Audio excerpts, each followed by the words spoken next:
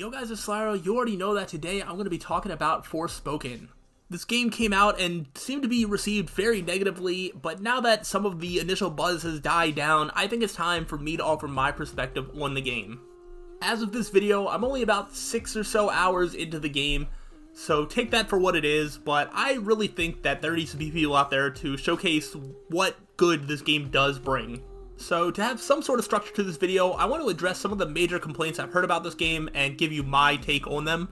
The first negative I've really heard is just about the story, and I can't say that I'm much of a story guy, but this seems to be perfectly fine. The pacing of the story is fine, it doesn't really interrupt the flow of combat too much, and it's not my favorite story in the world, but almost no video game story is my favorite in the world, so I'm not really the one to speak much on that.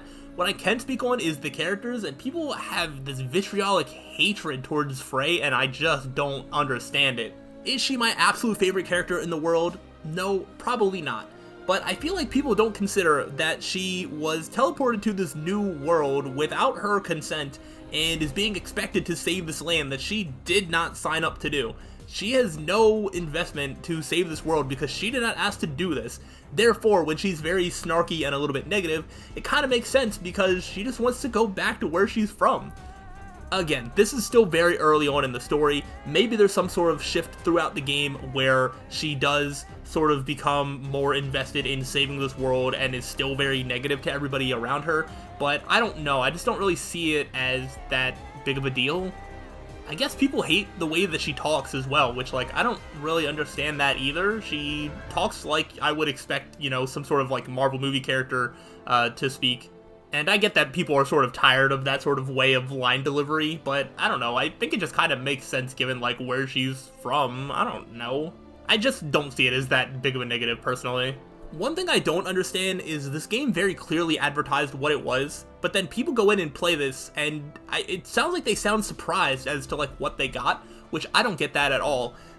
There were memes going around about the trailer where she was speaking in, you know, like a sort of cringy way or whatever, but, like, they showed you that that's going to be what it is, and then the game did that, and people were upset about that. Like, the game told you that was going to be the case.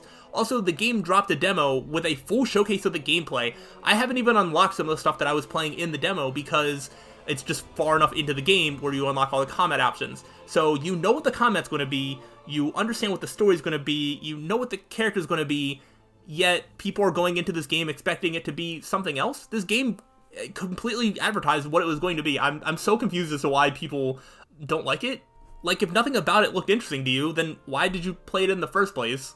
Also, on a related but unrelated side note, I've saw this video come across my recommended feed that said something about the state of unfinished, like, AAA games and how, like, games are being finished, and Forspoken was, like, part of the thumbnail, and I have not heard that criticism about Forspoken at all, and from what I can tell, I don't think this game not being finished is part of the problem, so I don't like that this game is being lumped in with other games that have released in, like, a bad state, whereas I feel like Forspoken was delayed, polished, and put out in a completely finished state. So I don't know if that's just a one-off or if people feel that way, but this feels like a very complete game to me, unless the ending is rushed or something happens, but in terms of the gameplay and everything, everything feels very smooth to me.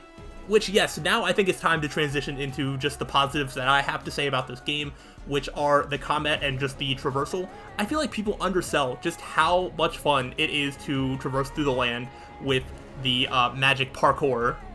It's literally the most satisfying I felt going around an open world since I played Marvel Spider-Man, which is one of my favorite games of all time. The overworld is also accompanied by one of my favorite soundtracks of all time. I love the music in this game.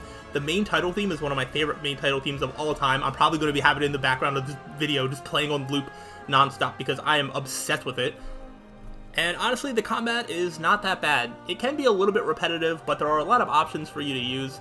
It's very fluid, using your movement to sort of, you know, move out of the way or jump over top and combine that with the attacks. It just feels really nice.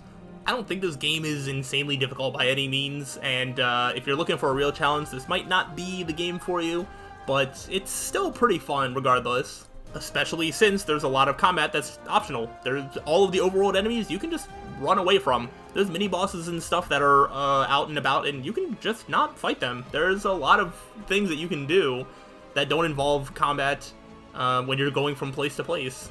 It's very easy to upgrade your stats to make it feel like you are getting overpowered. At least I feel that way, which is a pretty nice feeling for a game like this, I think. This is just one of those games where there's a lot of options presented to you that you can go and do all the optional side stuff. You can kind of just go past it and just do the main story. And I think both are perfectly valid. I'm probably not going to be going out of my way to get a platinum trophy in this game.